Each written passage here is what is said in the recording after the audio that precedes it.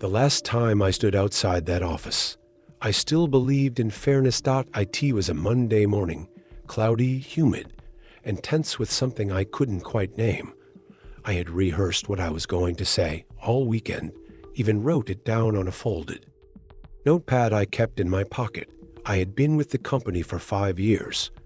Never late, never a complaint, took on extra projects, mentored new hires, ran numbers that weren't mine to run, because that's what team players do, right?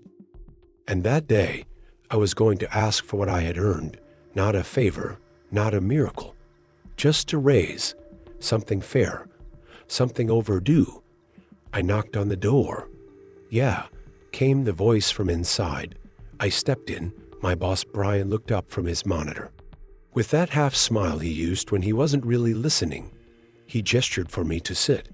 Eyes still glued to an email. What's up? I cleared my throat. I wanted to talk about my role and the possibility of a raise. He leaned back, crossed his arms. You're asking for a raise? I nodded. He was quiet for a moment, then said, Why now? I felt the words building. In my chest, the extra hours, the missed holidays, the times I caught errors in his reports and fixed them without credit. But instead, I just said, because I believe the work I've done reflects a value beyond what I'm currently paid. He stared at me. Then he laughed, a short, sharp thing. You think this is the time to talk about raises? With the economy where it is. You're lucky to have a job, and then as if it were a casual decision he stood up, walked to the door, and said, I think maybe it's time we part ways. Just like that, 5 years, gone in a shrug. No severance. No handshake, not even eye contact. I left the office in silence, carrying nothing but a cardboard box and the sound of my own disbelief echoing in my ears. That night, I sat in my car for 2 hours. I didn't cry.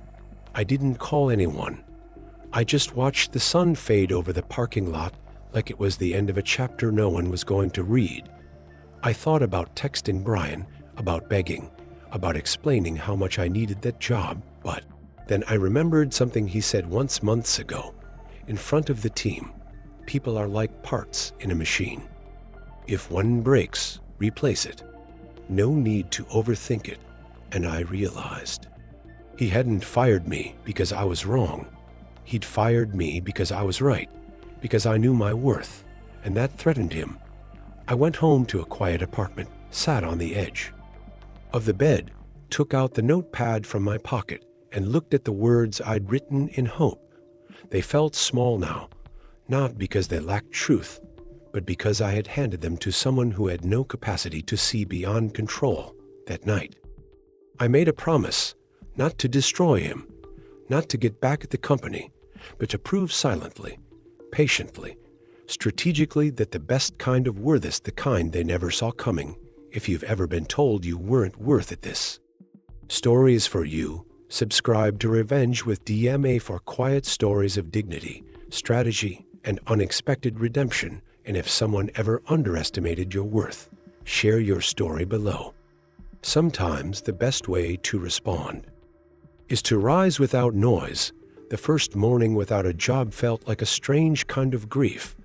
I woke up at 6:30 out of habit, showered, shaved, made the same coffee in the same chipped mug. I even laid out a dress shirt before I remembered I had nowhere to go. The silence of it settled over me like fog. I tried to distract myself, scrolled through job sites, updated my resume, sent out 5 applications before a.m. Even though my hands were still shaking, I had savings. Not much, enough for maybe 3 months of rent and groceries if I stretched. But it wasn't just the money that haunted me. It was the feeling that I'd been erased, like I'd given 5 years of my life to something that wouldn't even remember my name come Monday. But somewhere between desperation and that strange, sharp ache of rejection, something inside me steadied. Not anger, not even pride, just clarity. I knew that company. I knew how it worked. I knew how its numbers were manipulated, how efficiency reports were doctored to make Brian look better during quarterly reviews. I had seen things, overlooked things, because I believed loyalty meant swallowing discomfort. But now I had time and a lot of data on my personal hard drive. I opened an old project folder. Inside were dozens of files I had compiled while trying to make sense of the inconsistencies Brian never let me question. Budget reallocations, vendor overpayments, false invoices. None of it had made sense back then, but now, with distance, I began to see a pattern. And it wasn't just incompetence.it was fraud.at first. I hesitated. Reporting a former employer could look petty, retaliatory, risky, but this wasn't revenge. This was truth, and truth doesn't need a megaphone. It just needs to be documented, verified, and sent to the right person. I spent a week putting together a report. Nothing flashy, just facts, timestamps, screenshots, email chains, financial spreadsheets, and a concise summary of how money had been quietly siphoned through shell vendors Brian created under his brother-in-law's name. I sent the report anonymously to the company's compliance division, then to the state labor board, then, finally, to a journalist I followed who specialized in corporate whistleblower stories, and then I let go. I didn't follow up, didn't refresh the inbox every hour. I went back to applying for jobs, this time with a clarity I hadn't had before. I wouldn't just work somewhere, I would belong somewhere. I started freelancing to stay afloat, small analytics gigs, one-time consultations for small startups. Each project led to another, and slowly, word spread. One founder referred me to a tech incubator. They were building a platform for financial transparency in mid-sized firms. They needed someone who understood systems and who had lived through the consequences of broken ones. I joined. As a consultant, within 3 months, I was offered a full-time role. 6 months later, I became their lead architect for compliance logic, and the day we closed our series of funding round, my stock options were worth more than 5 years of salary. At my old job combined, that same night, I got a message from a former coworker. She had just been interviewed by investigators. Turns out Brian had been fired quietly 2 weeks earlier. An internal audit confirmed everything I had uncovered plus more. He was under federal investigation. He'd been escorted out of the building mid-morning. And a warning. No speech. Just a man in a suit with a folder and a silence no one interrupted when I read her message. I didn't smile. I just closed my laptop, stood up, and walked to the window. The city was alive, buildings glowing, streets humming, life moving forward, and so was I. That night, I wrote something down and taped it above my desk. Your value doesn't decrease in the hands that can't hold it. It was something my mother used to tell me before she passed, back when I was a kid who gave too much and asked for too little. Now, it meant more than ever, because I had been dropped, dismissed, discarded, and yet here, I was not bitter, not broken, but building, not just for me, but for others like me, the quiet workers, the invisible backbones, the ones who give and give and give, until someone like Brian decides they're replaceable. They're not, we're not, and someday, the world sees that even if it takes time, even if it takes everything falling apart first, because what I lost in one office, I found tenfold in purpose, and no raise would have ever paid me back what I've built now, not in numbers, but in knowing who I am when no one's clapping and choosing to keep going anyway. I never imagined I'd be the kind of person people asked for advice, but here I am. Emails from graduates, LinkedIn messages from professionals stuck in places they've outgrown, strangers who say, I saw your talk. I feel seen. I always tell them the same thing. Success doesn't start when they finally see your value. It starts when you do.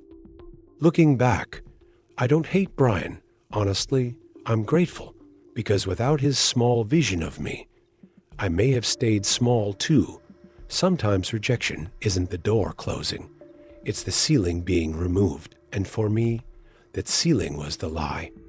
That I had to keep proving myself to someone who never intended to notice. The most unexpected part of this journey wasn't the speaking invitations, or the new salary, or the accolades. It was what happened the day my mom called me in tears after reading a feature story on me. I clipped it, she said. It's on the fridge. I show everyone. She'd seen me at my lowest when I lost that job, when I came home pale, hands trembling, not even able to explain what had happened. She had once asked me, quietly, "Are you okay?" And I had answered, "I will be. Just not right now, now." She knew I was. That meant more than all the press combined. One night, a few months after turning down Brian's offer, I was invited to a business roundtable hosted by a local university. I wasn't expecting to speak. I was just there to listen until someone asked a question from the back. "How do you deal with people who once doubted you?" It was quiet.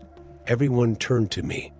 I thought for a moment, then said, I don't carry them anymore. You see, doubt is heavy when you try to prove your way through it. But when you accept that their vision of you is always too small, you stop fitting yourself into their box. You stop asking, why didn't they see me? And start asking, why? Did I need them to? That shift, that's where power begins. The room went still. A few people nodded. One person teared up, and I realized. This was the impact Brian never saw coming. Not revenge, influence, not ego, legacy. Because the greatest reply to someone who tells you you're not worth it isn't yelling or dragging them through the mud. It's living a life so whole, so rooted, so bright with truth hat. They can't look at it without realizing what they lost when they let you go. Today, my desk doesn't face a corner. It's in a sunlit office, surrounded by people I trust, who trust me back, people who listen, people who ask before they assume, people who speak value out loud, not in secret. And when someone on my team comes into my office to ask for a raise, I lean back in my chair, look them in the eyes, and say, let's talk about the value you bring, because I see it. I say it because I mean it, and because I know what it feels like to be on the other side of that door. To be told, you should be grateful. To be told you're replaceable. To be told you're not worth the conversation. That will never be me. I didn't build this life on ego. I built it on every quiet promise I made to myself the day I walked out with that cardboard box. To never stop knowing my worth. To never make others feel invisible. To never confuse silence with weakness. And to never ever need someone like Brian again to feel complete. So no, I didn't get even. I got better. Better than they expected. Better than I even knew I could be. And if you're reading this after being told you weren't enough, after being fired, discarded, overlooked, underestimated, I want you to hear this. You're never the problem. They just didn't have the vision to hold who you are becoming. But now you know, and now you begin. The startup grew fast. Faster than anyone expected. By the end of our first full year, we had clients in 3 countries and a waiting list twice as long as our staff. The platform I helped build was catching attention not just from businesses, but from investors, regulators, and media outlets looking for tools that made corporate spending harder to manipulate. It was surreal. I went from being the guy fired for asking too much to being the one people flew across the country to ask advice from. I kept my head down, worked hard, didn't broadcast what happened at my old job, even though part of me wanted to. But some truths don't need to be shouted. They just need time to echo. The real turning point came when our company was invited to a major financial integrity conference in DC. We were asked to present our platform, how it detects irregularities, closes loopholes, and flags manipulation before it becomes a crisis. It was the biggest stage I'd ever stood on. Right before I went up, I got a message from a familiar name, one I hadn't heard in over a year. Kevin, a former colleague at my old company. Just saw your name on the speaker list. Never thought I'd say this, but I think you actually made it. Brian's trial starts in 2 weeks, by the way. Thought you'd want to know.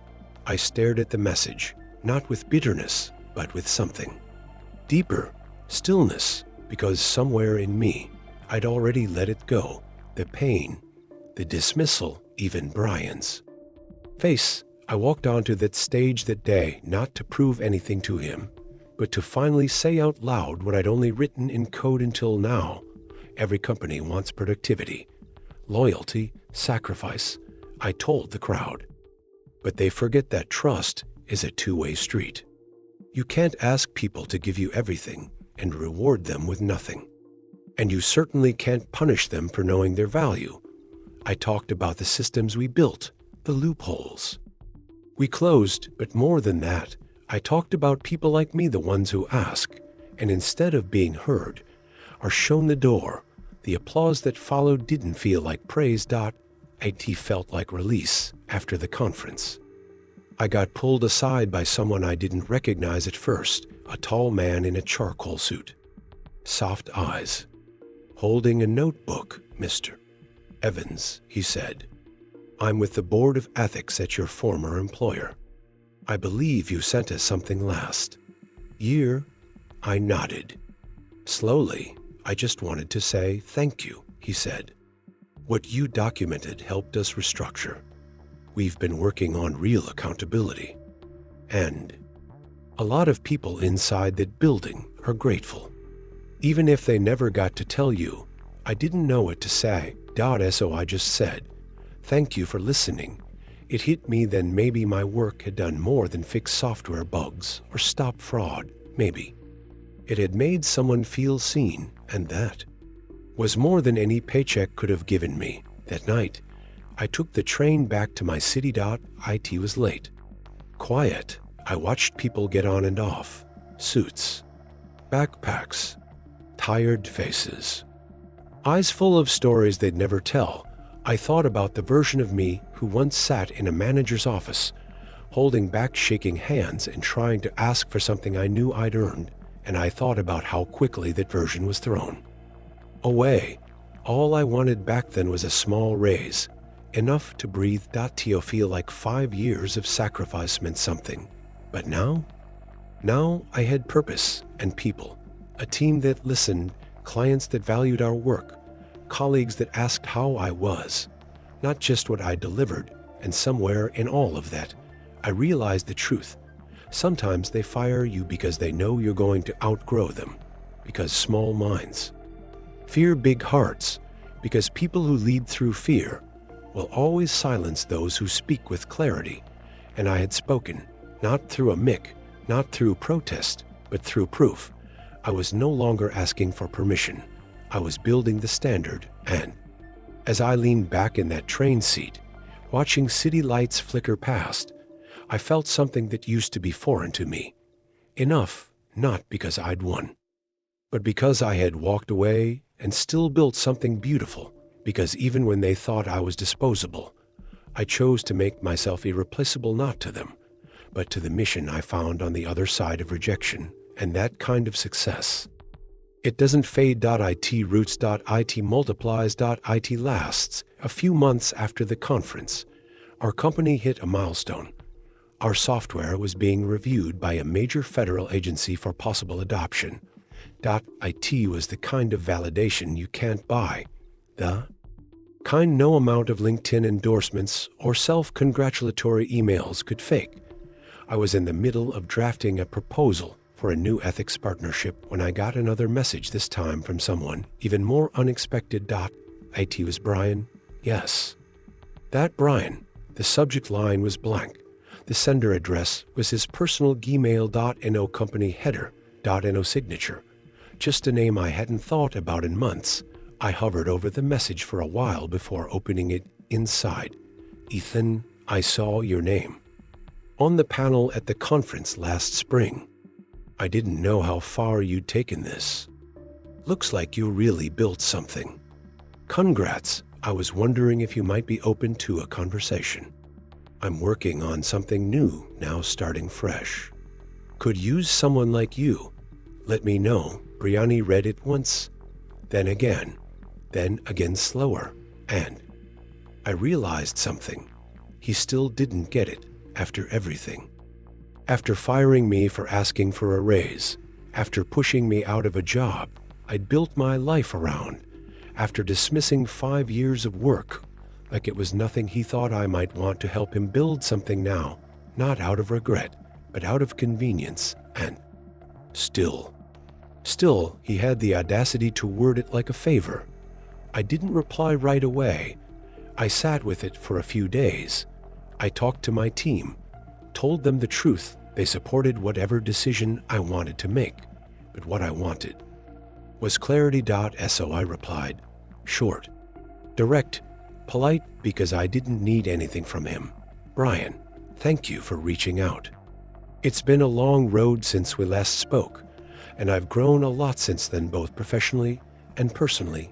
I'm not interested in revisiting the past or joining anything that grows from the same roots that once dismissed me, but I sincerely hope you're doing the work to understand why you've had to start over. I wish you well. Ethano bitterness. No satisfaction. Just a closed loop. I never heard back, and I didn't need to, because some wins aren't loud. They're not always wrapped in applause or headline deals. Some wins look like being able to say no to the very people who once said you didn't matter. Weeks later, our software officially rolled out in 3 major public institutions. We were featured in Forbes as one of the top 10 startups changing corporate accountability. I didn't go out and celebrate. No champagne. No rooftop photo shoots. I went home, took off my shoes, sat on my porch with a cup of tea and the quiet knowledge that this version of my life was mine, earned, honest, unborrowed. Sometimes I think back to that moment in his office, the way Brian looked at me, like I was a line item he couldn't justify. I remember the feeling in my gut when he said, maybe it's time we part ways. Back then, I heard it as failure. Now, I hear it as permission. Permission to build something he could never imagine. Permission to stop asking for seats at tables built on egos and insecurity. Permission to walk away and thrive. Last week, I returned to that old office building, not for a meeting, not for closure, but to mentor a group of interns who never heard of Brian, who didn't know my story, but were eager to learn what success could look like when it's grounded in value, not validation. I stood in the lobby for a moment, taking in the worn carpet. The same elevator chime, and I realized something else. I didn't hate that place, not anymore, because without it, I wouldn't have become this. And that's the full circle people don't talk about, when your pain becomes your proof, when your dismissal becomes your direction, when the office door that shut in your face becomes the push that launched you forward, and when you no longer need revenge, because what you built has already said everything.